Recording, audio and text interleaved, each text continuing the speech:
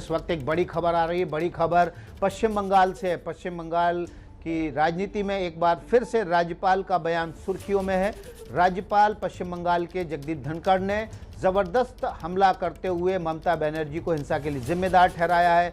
राज्यपाल जगदीप धनखड़ ने निशाना साधते हुए ममता बनर्जी से कहा कि पश्चिम बंगाल के लोगों को हिंसा लूट का इसलिए सामना करना पड़ रहा है क्योंकि उन्होंने अपनी पसंद से वोट चुनने का फैसला किया है और इसी वजह से उन्हें अब हिंसा का सामना करना पड़ रहा है। इस वक्त की बड़ी खबर है। राज्यपाल Jagdeep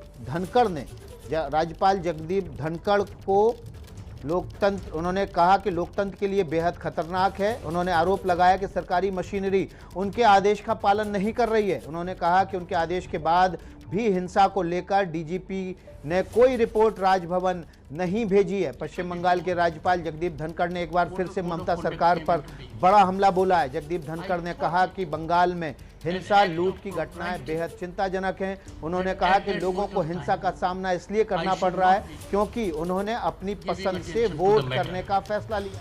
The moment poll process was over, the matter engaged my attention. Such issues are not to be delayed. So I acted, and you know the result thereof. Coming to people taking oath in respect of whom sanction for prosecution has been afforded is a matter of propriety to be taken note of by those who make a request to the governor to appoint them. I leave it at that at the moment.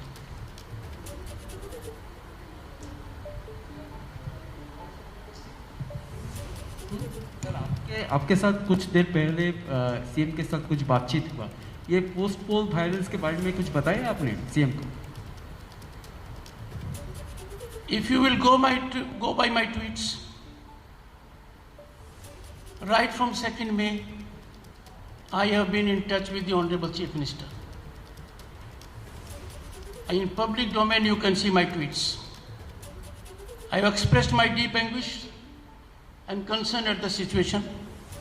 I did the same today also. The stand taken by the Honorable Chief Minister that law and order is the subject of Election Commission of India. I conveyed to her. She could not be more wrong. Model code of conduct came to an end.